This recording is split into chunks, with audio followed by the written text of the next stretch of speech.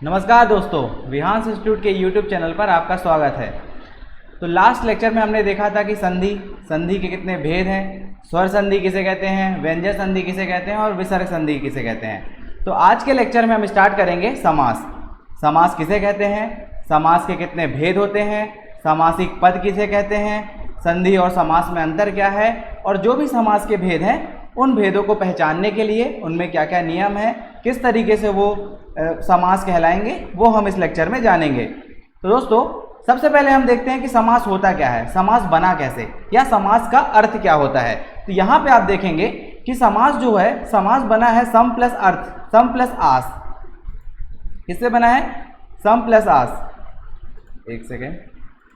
हाँ, तो यहाँ पे हम देखेंगे कि जो समास है वो बना है सम धन आस।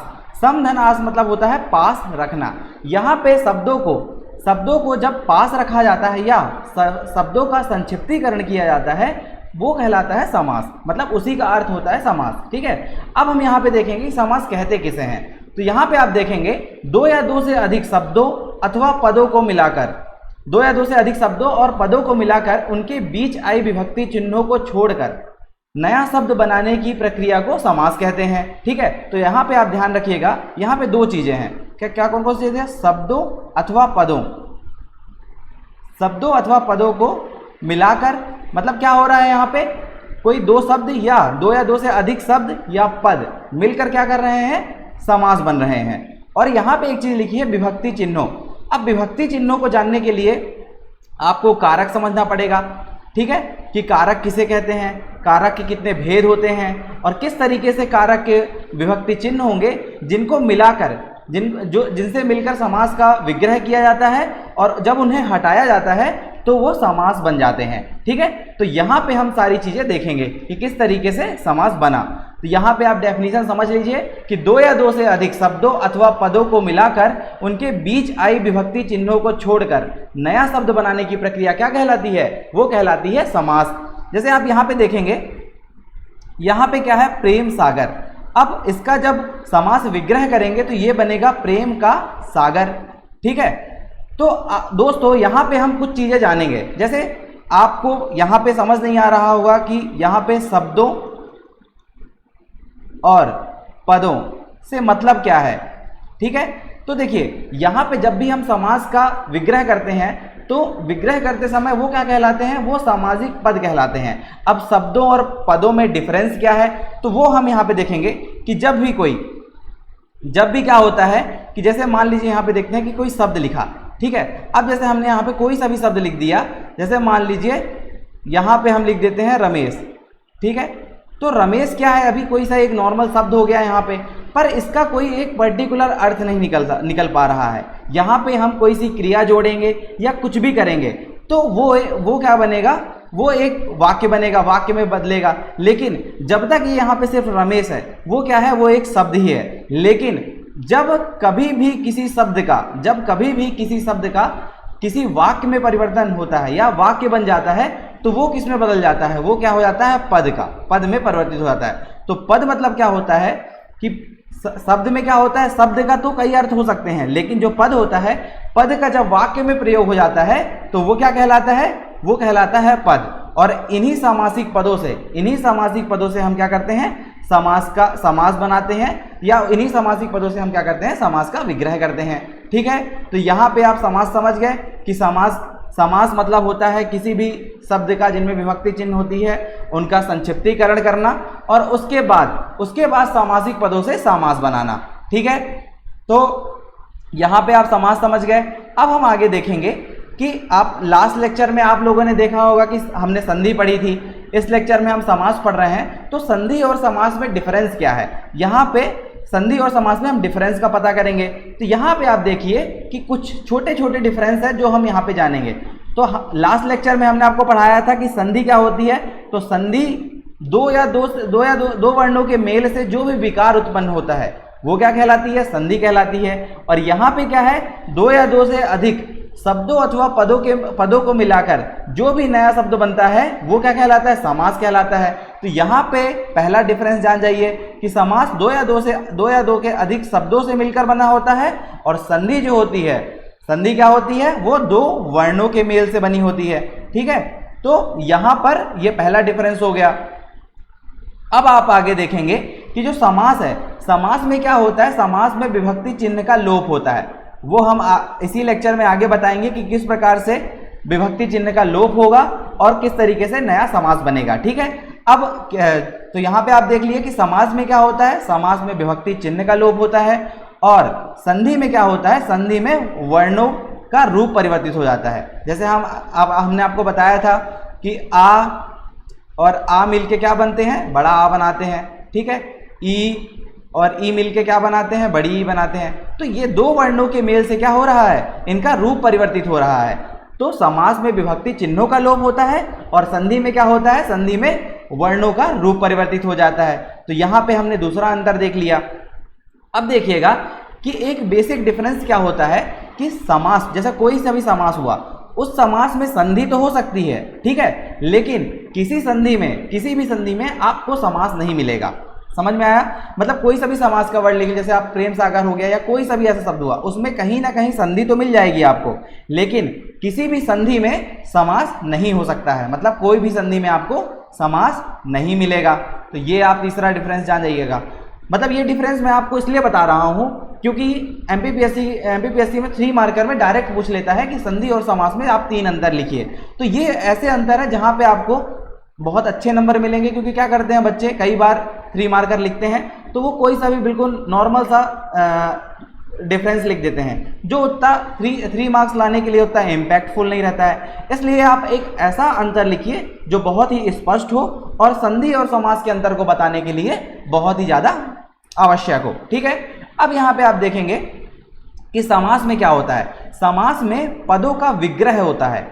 ठीक है, समास में हम क्या करते हैं, पदों का विग्रह करते हैं, और संधि में हम क्या करते हैं, संधि में हम क्या करते हैं, वर्णों का विच्छेद करते हैं। ठीक है, ये अलग अलग शब्दों के रूप है। जब वर्ण को हम वो करेंगे तो उसको क्या करेंगे, वर्ण का विच्छेद हो रहा है, और जब हम पद को अलग अलग करेंगे तो वो क्या कहलाता है, समास विग्रह या विग्रह कहलाता है। तो ये यहाँ पे इसका चौथा डिफरेंस हो गया।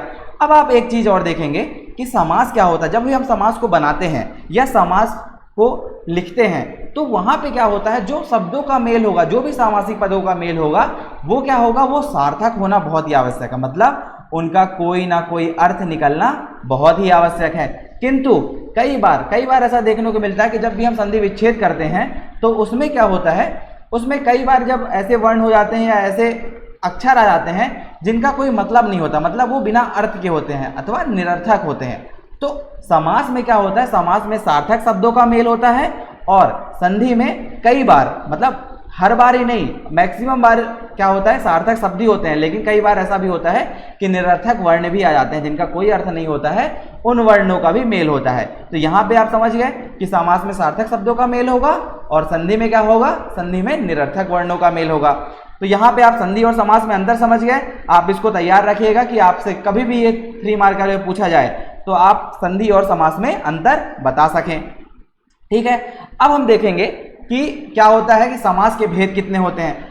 तो आप कई जगह देखेंगे कि कई जगह आपको अलग अलग भेद मिलेंगे। मतलब किसी व्याकरणाचार्य ने कुछ बोला है कि 4 होते हैं, कुछ ने लिखा है कई किताबों में हमको 6 मिल जाते हैं। तो आप यहाँ पे नॉर्मली क्या होता है कि समास के 6 भेद ही होते हैं, लेकिन कभी भी आप व्याकरण के अनुसार जाएंगे तो व्याकरण में क्या लिखा है कि व्याकरण में सिर्फ 4 ही भेद होते हैं।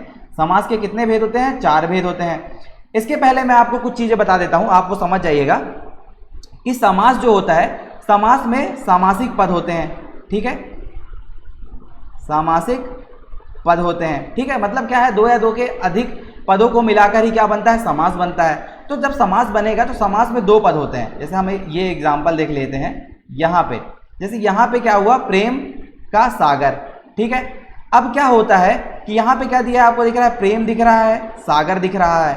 ठीक है, तो यहाँ पे क्या होता है, जो प्रेम होगा वो प्रेम क्या कहलाएगा, पूर्व पद कहलाएगा, और जो सागर होगा, सागर क्या कहलाएगा, उत्तर पद कहलाएगा। ठीक है, तो ये समास जो है वो पदों पे कार्य करता है। यहाँ पे जो एक शब्द होगा वो पूर्व पद कहलाएगा, और दूसरा शब्द होगा वो क्या कहलाएगा, वो उत्तर पद कहलाएगा।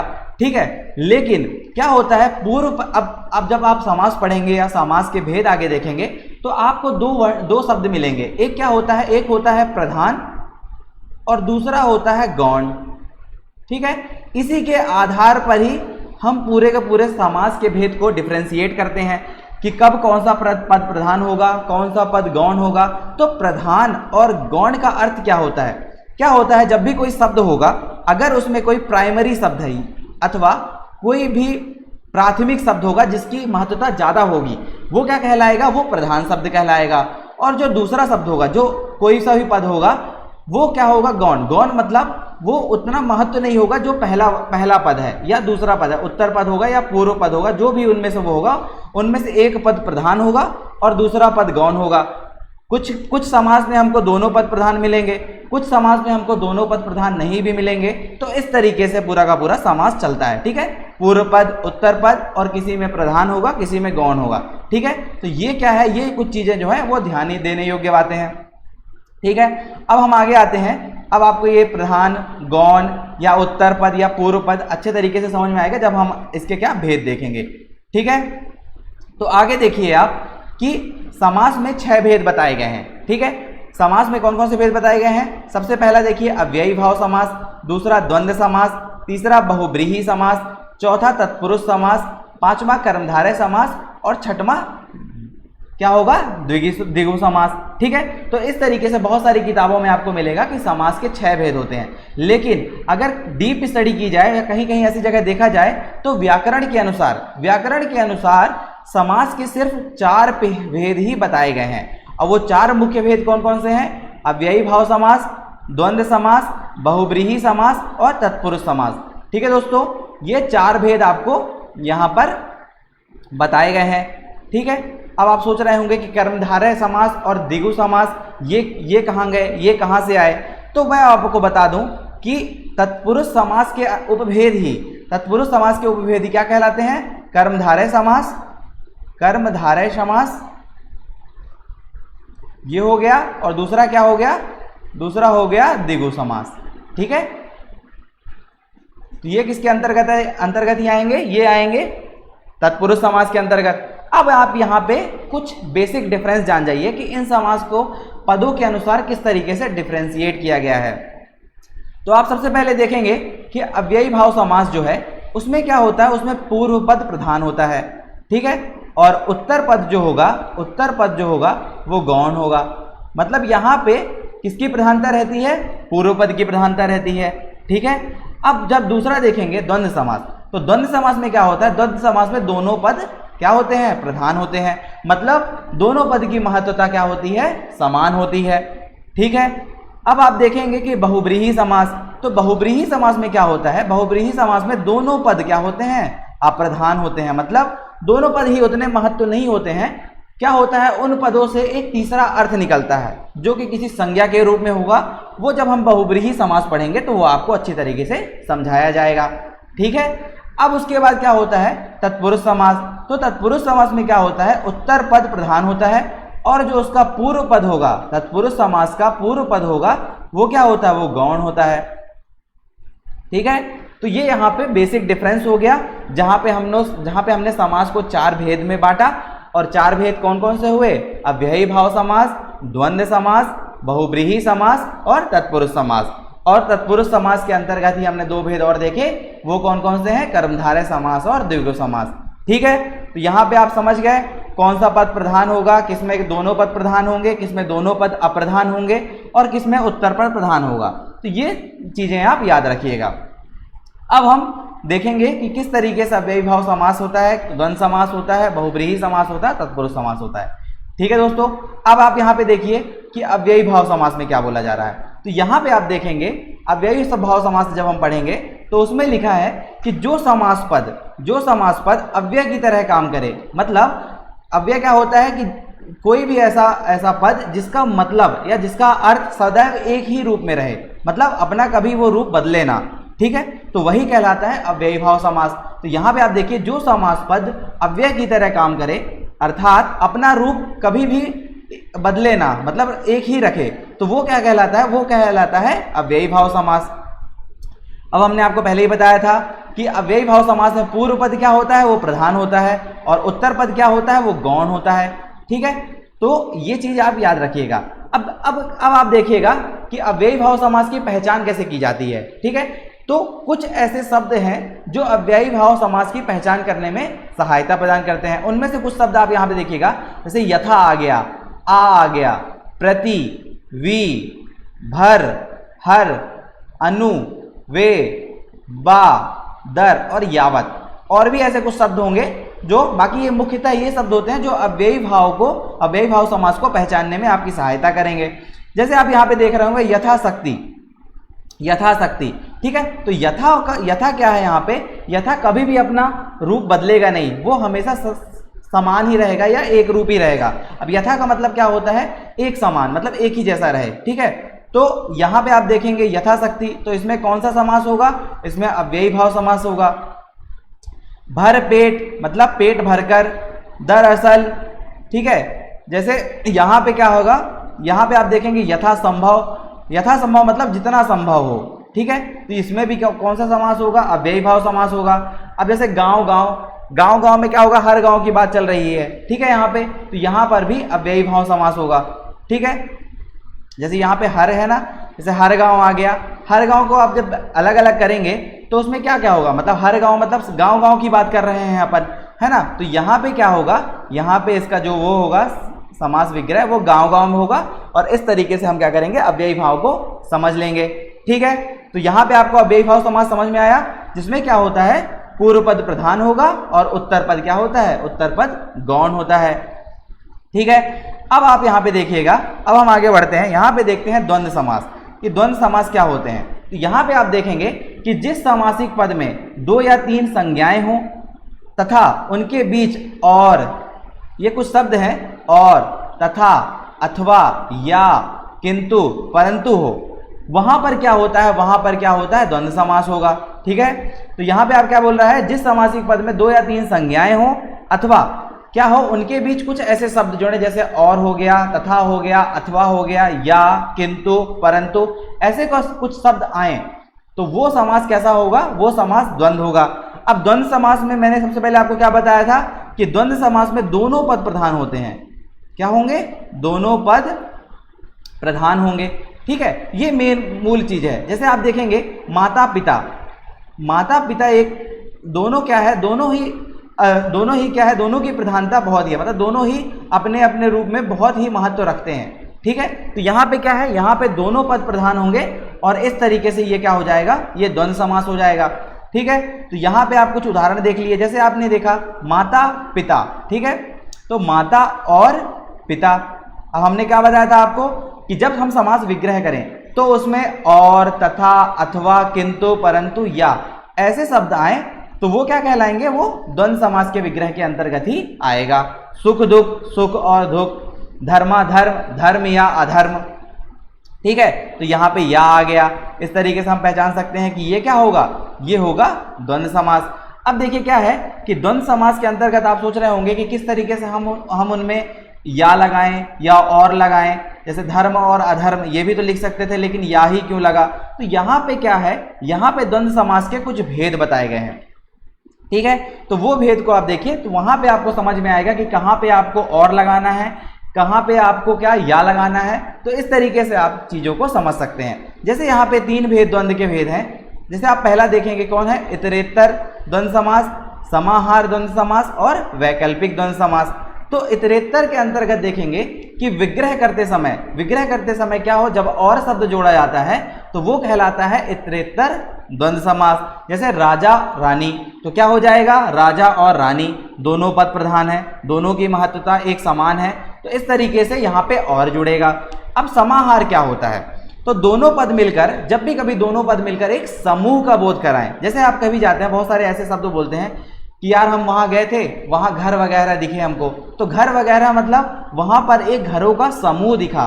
तो जब भी कभी ऐसा अर्थ निकले जहां पे हम किसी समूह का बोध कराते हैं तो वो क्या होगा, वो हो जाएगा समाहार द्वंद्व समास। जैसे घर वगैरह हो गया, खाना पीना हो गया। तो यहाँ पे एक पर्टिकुलर किसी चीज का समूह बता रहे हैं, हम एक खाने की समूह की बात कर रहे हैं कि खाना पीना चल रहा होगा, या फिर घर वगैरह, यहाँ पे घरों का समूह होगा। तो जब भी कभी किसी समूह का बोध हो तो वो क्या कहलाता है, वो कहलाता है समाहार द्वंद्व समास। ठीक है, अब आप आगे देखिएगा कि एक वैकल्पिक द्वंद्व समास होता है कि यहाँ पे कई बार हमारे पास ऐसा होता है कि जहाँ पे हमारे पास दो विकल्प होते हैं, दोनों ही महत्वपूर्ण हैं, लेकिन वहां पे हम किसी एक विकल्प को चुनने वाले हों तो वो होता है वैकल्पिक द्वंद्व समास।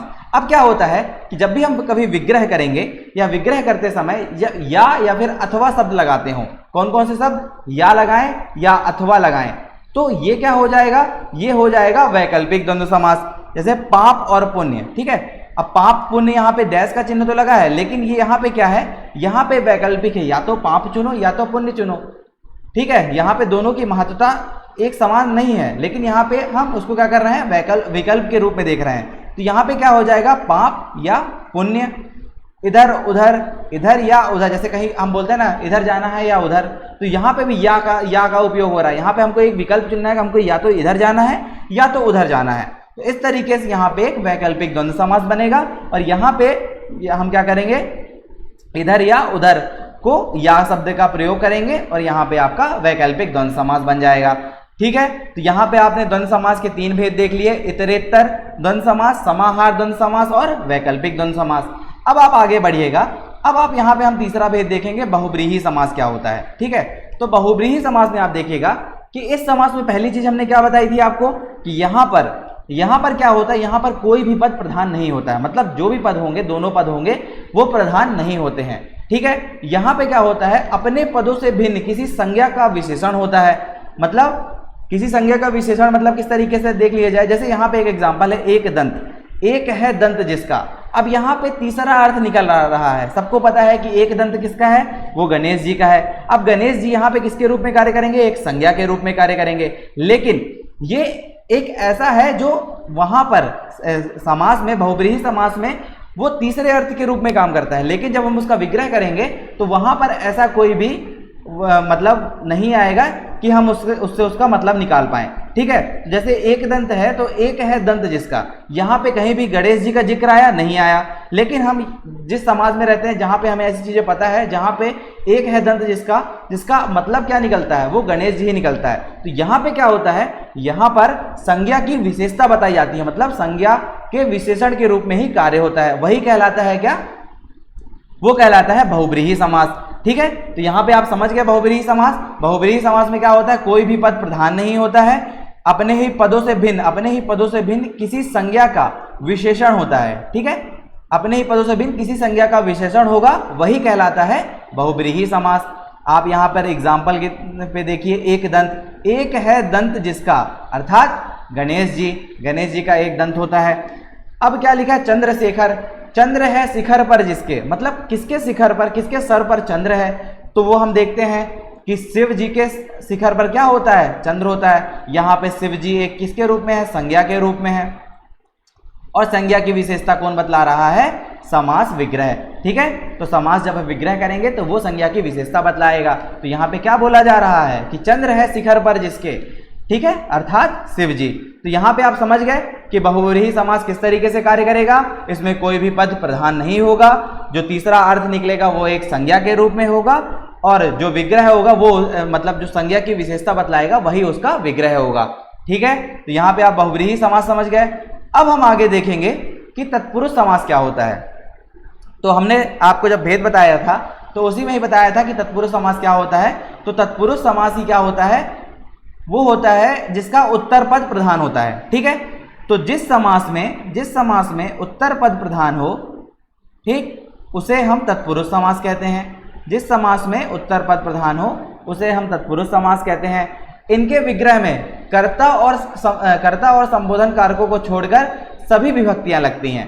ठीक है, अब देखिए जो तत्पुरुष समास है वो पूरा का पूरा डिपेंड करती है कारक पे। ठीक है, अब आप सोच रहे होंगे कारक क्या होते हैं, तो जो दो पदों के बीच में या दो शब्दों के बीच में संबंध बताने वाले शब्दों को क्या कहा जाता है, कारक कहा जाता है। ठीक है, समझ में आ गया कि दो शब्दों के बीच में जो भी संबंध बतलाते हैं उन्हें ही हम क्या कहते हैं, उन्हें हम कारक कहते हैं। अब कारक में क्या होता है, कारक के भेद होते हैं। तो कारक कितने प्रकार के होते हैं, 8 प्रकार के होते हैं, आपने पढ़ा होगा। अब ये इसको अलग से भी पढ़ने की जरूरत पड़ती है, लेकिन यहाँ पे तत्पुरुष समास में ये बहुत उपयोगी होता है, इसलिए हम इसको यहाँ पे पढ़ेंगे कि कारक कौन कौन से होते हैं। तो यहाँ पे आप देखिए, यहाँ पे 8 कारक होते हैं। कितने कारक होते हैं, 8 कारक होते हैं। कर्ता कारक, कर्म कारक, करण कारक, संप्रदान कारक, अपादान कारक, संबंध कारक, अधिकरण कारक और संबोधन कारक। ठीक है, तो यहाँ पे कितने कारक हो गए? 8 कारक हो गए। और आठों कारकों में एक जो चिन्ह लगाते हैं उन्हें बोलते हैं विभक्ति चिन्ह। ठीक है, विभक्ति चिन्ह। ठीक है, तो जब आप समास का विग्रह करेंगे तो इन विभक्ति चिन्हों के आधार पर ही समास का विग्रह होता है। ठीक है, कि किसमें कौन सा विभक्ति चिन्ह आएगी जिसके आधार पर वो कर्म तत्पुरुष होगा या करण तत्पुरुष होगा या संप्रदान होगा या अपादान होगा, ये सारी चीज हम देखेंगे। ठीक है, तो हमने क्या बताया आपको कि कारक कितने प्रकार के होते हैं? 8 प्रकार के होते हैं। और इन्हीं 8 प्रकारकों में क्या होता है यहाँ पे? इन्हीं 8 प्रकारकों में विभक्ति चिन्ह होते हैं। अब आप यहाँ पे नीचे देखिएगा, मैं आपको कारक बता देता हूं। जैसे आपने देखा होगा कि कर्ता कारक में कौन से विभक्ति चिन्ह होगी? ने होगी। ठीक है, अब आया कर्ता कारक के बाद कर्म कारक में क्या होता है? को होगा। ठीक है, अब यहाँ पे करण कारण में कौन सी विभक्ति चिन्ह होगा? से होगा। इस तरीके से आप आगे देखते जाएंगे तो इस तरीके से आपको क्या मिलेगा? यहाँ पे आपको संप्रदान मिलेगा, यहाँ पे आपको अपादान मिलेगा, संबंध मिलेगा और क्या मिलेगा? अधिकरण मिलेगा। तो जैसे जब करण कारक होगा तो करण कारक में आप देखेंगे के द्वारा विभक्ति चिन्ह लगाई जाती है। ठीक है, संप्रदान कारक में के लिए, तो मैं आपको यहाँ पे आगे सारी चीजें बताते जाऊंगा कि कहाँ पे कौन सी विभक्ति चिन्ह लगेगी और किस तरीके से ये तत्पुरुष समास को अलग अलग तरीके से अलग अलग आधार पे डिफरेंशिएट कर पाएंगे। तो जब हम यहाँ पे देखते हैं कि कारक के आधार पर तत्पुरुष समास के कितने भेद बताए गए हैं? 6 भेद बताए गए हैं। मैंने आपको बताया कि कर्ता कारक को छोड़कर और संबोधन कारक को छोड़कर सभी विभक्तियां चिन्ह तत्पुरुष समास में उपयोग होती है। ठीक है, तो आप सबसे पहले देखिए कि कर्म तत्पुरुष समास, पहला भेद हम पढ़ेंगे कि कर्म तत्पुरुष समास क्या है। तो स्वर्ग प्राप्त। अब आप ये चीज सोचेंगे कि जब भी कोई आपके पास कोई सभी समास आए उस पर आप क्वेश्चन करिए। जैसे आप समास विग्रह करेंगे तो जब आप उसमें क्वेश्चन करेंगे तो आपको वहां पे विभक्ति चिन्ह निकल आएगी। ठीक है, तो जैसे आप स्वर्ग को प्राप्त, ठीक है, यहाँ पे कौन सी कर्म तत्पुरुष में कौन सी विभक्ति चिन्ह लगी है? वो लगी है को। ठीक है, तो जैसे आप पूछेंगे कि वो रमेश प्राप्त हो गया, किसको प्राप्त हो गया? तो स्वर्ग को प्राप्त हो गया। यहाँ पे कौन सी विभक्ति चिन्ह आ रही है? को आ रही है। तो जब भी आप कभी भी क्वेश्चन करेंगे उसी सेंटेंस या उसी वाक्य में तो आपको ये समझ में आ जाएगा कि इसमें कौन सा कारक लगा है। ठीक है, तो इससे आप आसानी से समझ सकते हैं। तो आप यहाँ पे देखिए, जब भी को विभक्ति चिन्ह का उपयोग हो तो वो क्या कहलाएगा? वो कर्म तत्पुरुष समास कहला जाएगा। स्वर्ग प्राप्त, स्वर्ग को प्राप्त। वन गमन, तो कहाँ गया? वन को गमन। मरणासन, तो मरण को आसन। ठीक है, तो इस तरीके से जब भी मतलब कर्म तत्पुरुष जिसमें होगा उसमें क्या होगी? उसमें को विभक्ति चिन्ह लगेगा। अब आप आगे देखेंगे कि करण तत्पुरुष के समास क्या होगा। तो करण तत्पुरुष समास करण कारक में भी एक चिन्ह लगता है जिसमें होता है के द्वारा। ठीक है, के द्वारा विभक्ति चिन्ह लगेगा। जब समास विग्रह होगा तो ये के द्वारा वहां पे उपयोग होगा और उसके आधार पर ही समास विग्रह हो पाएगा। जैसे आप एक समास देखेंगे ईश्वर प्रदत्त।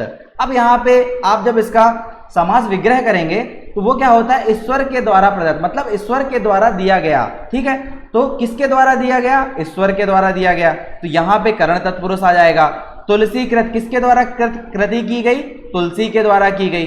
तो यहाँ पे क्या हो जाएगा? जब भी के द्वारा आए तो वो क्या होगा? करण तत्पुरुष समास हो जाएगा। अब संप्रदान को देखेंगे। संप्रदान कारक जब देखेंगे तो संप्रदान कारक में क्या होता है? के लिए। ठीक है, के लिए नाम की एक विभक्ति चिन्ह लगती है, वहां पे क्या होगा? संप्रदान होगा। तो संप्रदान तत्पुरुष समास में जैसे रसोई घर, अब जैसे आप क्वेश्चन करेंगे, इसका समास विग्रह करेंगे कि रसोई के लिए घर। अब इसमें क्वेश्चन करिए कि ये रसोई किसके लिए बनाई गई है? तो रसोई के लिए घर बनाया गया है। या ये घर किसके लिए बनाया गया है? तो रसोई के लिए बनाई गई है। ठीक है, तो यहां पे जब समास विग्रह करते हैं तो के लिए आए, जब भी के लिए आए तो वो क्या हो जाएगा? वो हो जाएगा संप्रदान तत्पुरुष समास।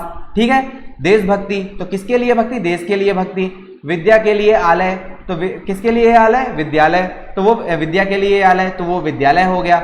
इस तरीके से संप्रदान तत्पुरुष समास को आसानी से समझा जा सकता है। आप कोई सा भी क्वेश्चन करिए, जब भी आप क्वेश्चन करेंगे उससे, उस शब्द से या उस समासिक पद से, तो आपको आसानी से समझ में आ जाएगा कि इसमें कौन सा कारक चिन्ह लगा है या कौन सी विभक्ति चिन्ह लगी है या कौन सी विभक्ति चिन्ह लगानी है समास विग्रह में, ये आप आसानी से समझ पाएंगे। ठीक है, अब क्या होता है कि अपादान तत्पुरुष समास क्या होता है? तो अपादान में क्या होता है? अपादान में से तो लगता है, ठीक है, लेकिन यहां पे क्या होता है, जो से का जो अर्थ निकलता है वो अलगाव के रूप में निकलता है, मतलब उस चीज से अलगाव के रूप में निकलता है, मतलब उस चीज से वो कुछ चीजें अलग हो रही है।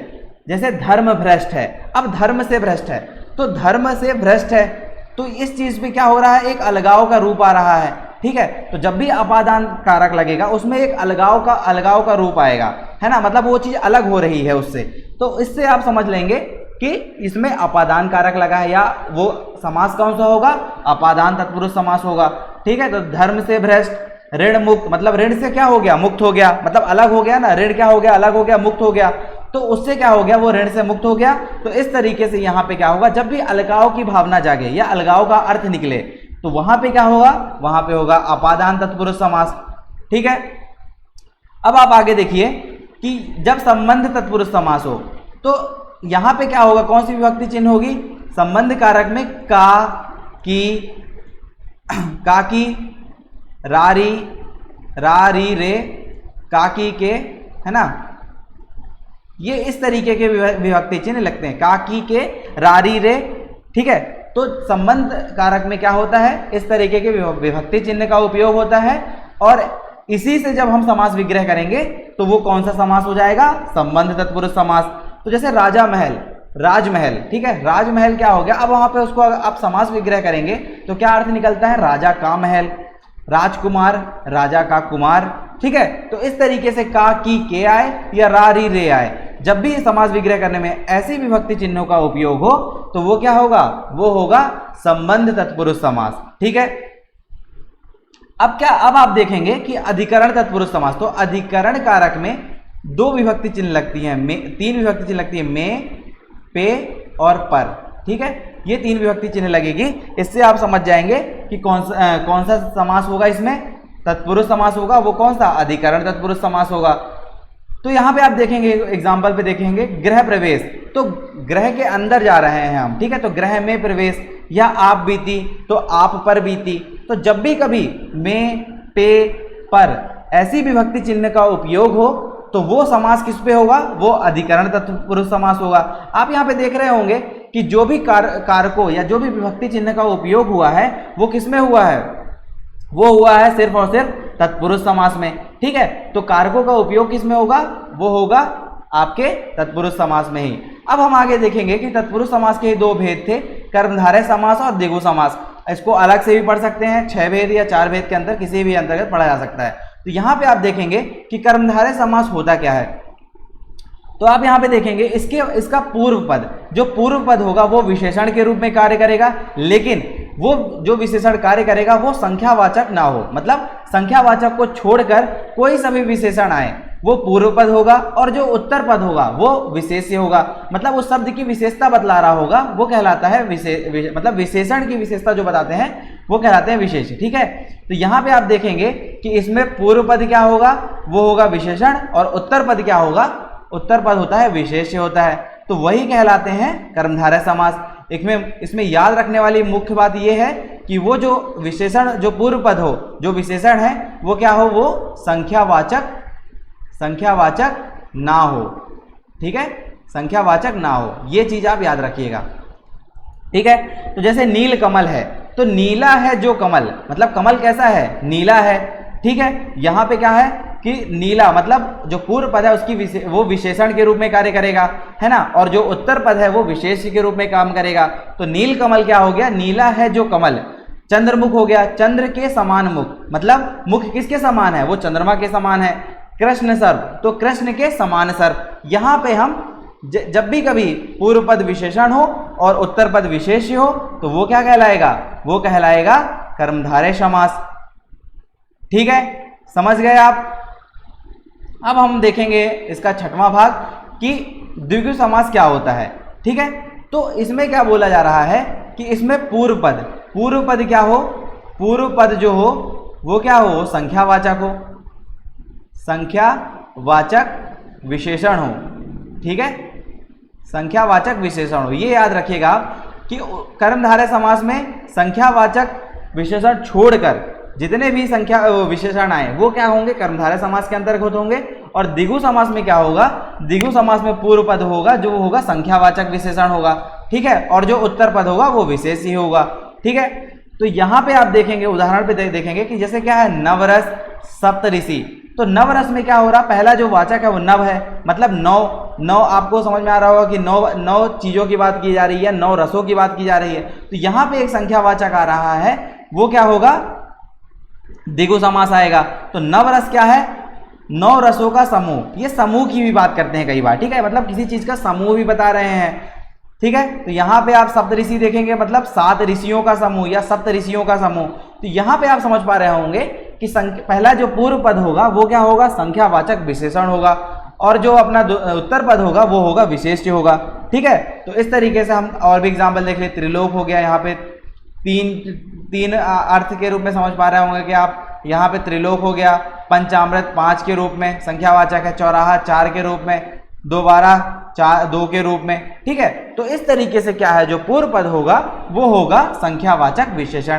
ठीक है, अब आप यहाँ पे देखिए, यहाँ पे हमारा क्या होता है, समास समाप्त होता है। यहाँ पे आप सारे समास के 6 भेद देख लिए। समास के कौन कौन से भेद होते हैं आपको यहाँ पे सारे भेदों को बता दिया गया।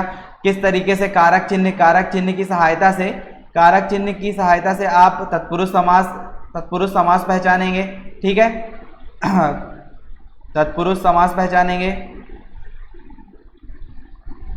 उसके बाद आप देख रहे होंगे कि किस किस तरीके से उसमें कौन कौन सी विभक्ति चिन्ह लगी। ठीक है, कौन कौन सी विभक्ति चिन्ह लगी, जिसके आधार पर 6 भेद बताए गए किसके, तत्पुरुष समास के। ठीक है, यहाँ पे आप और देख रहे होंगे, यहाँ पे आप समझ गए कि किस तरीके से 6 भेद हो गए। दूसरी चीज आप देख लिए कि बहुब्रीहि समास, अव्ययी भाव समास, द्वंद्व समास, कर्मधारय समास, द्विगु समास में किन किन पदों की प्रधानता है या दोनों पद प्रधान है, ये सारी चीजें हमने आप में इसमें देख ली। तो इस तरीके से आप इनके सभी की डेफिनेशंस याद रखिएगा कि इसमें कौन सा पद प्रधान है, किस तरीके से क्या क्या इसमें नियम लगे हैं। तो जो इन नियमों के अंतर्गत सारे आप समास को समझ सकते हैं, और कोई सा भी समास आए आपको इसमें क्या है कि कोई सा भी समास आप निकाल सकते हैं और उसमें कौन सा समास है वो आप समझ सकते हैं। अब आप देख रहे होंगे कि पेपर 5 में समास के 3 से 4 क्वेश्चन आपको आ सकते हैं। ठीक है, उसमें या तो आपको क्या क्या दे दिया जाएगा, या तो आपको समास विग्रह करने को दे दिया जाएगा, या फिर आपको समास बताने को दे दिया जाएगा कि कौन सा समास है। ठीक है, कई बार ऐसा भी पूछा जा सकता है कि इसमें ये जैसे कौन सा तत्पुरुष समास है, तो अपादान है कि संप्रदान है, या इसमें कौन सी विभक्ति चिन्ह लगी है। तो ये सारी चीजें आप ध्यान में रखिएगा, ये सारी चीजें आप ध्यान रखेंगे, इसी के आधार पर ही क्वेश्चन बनेंगे। ठीक है, अब देखिए एक चीज मैं आपको बता दूं कि यहाँ पे आपको सारे नियम तो बता दिए गए हैं, सारे नियम बता दिए गए हैं कि कैसे आप पहचानेंगे, लेकिन यहाँ पर आप जो भी कोई सा भी आप बुक की रेफरेंस ले लीजिए, उस बुक से आप बहुत सारे समास को पढ़िएगा, आपकी एक समझ डेवलप होगी कि कैसे समास निकलते हैं, किस किस तरीके से विभक्तियों का प्रयोग होगा, कौन सा पद प्रधान होगा। तो यहाँ पे आपको प्रैक्टिस करने की जरूरत है, क्योंकि हमें ये नहीं पता होता है कि कौन सा समास पूछ लिया जाएगा। वो इतने सारे शब्दों में से कोई सा भी समास पूछ लेता है, और कई बार बच्चे इस पे क्या करते हैं, गलती करते हैं, और वहाँ पे ये जो 2 मार्क का क्वेश्चन आएगा वो गलत करके आते हैं, जो कि आपको बहुत ही ज़्यादा लॉस में ले जाएगा। तो यहाँ पे आपको हिंदी के पेपर में मैक्सिमम नंबर स्कोर करने के लिए आपको यहाँ पर मेहनत करने की ज़रूरत है। आप इसे डेली बेसिस पे रखिए। आप 10 समास या 20 समास डेली पढ़िए, उन पे समास विग्रह देखिए, उन समास विग्रह को किस तरीके से किया गया उसको एनालिसिस करिए, और उसके आधार पर आप समझ सकते हैं कि इसमें कौन सा समास लगा, किस तरीके से आपने नए शब्द ढूंढे। कोई क्या होता है कई बार कि ऐसे शब्द आ जाते हैं जो हमें समझ में नहीं आते कि यार इसका विग्रह करें कैसे, या फिर इसको कैसे निकालें कि इसमें कौन सा समास हो। तो ऐसी समस्या आती है। ये चीज़ में आप तभी सफल होंगे जब आप बहुत सारे समास देखेंगे, बहुत सारी प्रैक्टिस करेंगे, तो आपको समझ में आ जाएगा कि इसमें कौन सा समास लगा हुआ है। तो इस तरीके से आप समास को समझ जाएंगे और आपको 3 से 4 क्वेश्चन आपको आसानी से बन जाएंगे। और 3 मार्कर के हिसाब से कई बार आपको अपादान तत्पुरुष समास पूछ लिया जाएगा कि इसमें कौन सी विभक्ति है, तो ऐसी 3 मार्कर की डेफिनेशन आ सकती है, संधि समास में अंतर आ सकता है, समास पूछ सकता है, अव्ययी भाव समास किसे कहते हैं, ये सारे क्वेश्चन आपको पूछ लिए जाएंगे। ठीक है, तो आप इन सब बातों का ध्यान रखिएगा। समास यहाँ पे आपको जो भी कॉन्सेप्ट वाइज है यहाँ पे आपको पूरा समास करा दिया गया है, आपको इसके अलावा कुछ भी भटकने की जरूरत नहीं है। अगर आप इस लेक्चर को पूरे अच्छे से देख लेंगे तो यहाँ पे आपके समास के सारे कॉन्सेप्ट क्लियर हो जाएंगे। ठीक है दोस्तों, तो इस तरीके से ये लेक्चर समाप्त होता है। अब हम नेक्स्ट लेक्चर में मिलते हैं। Thank you.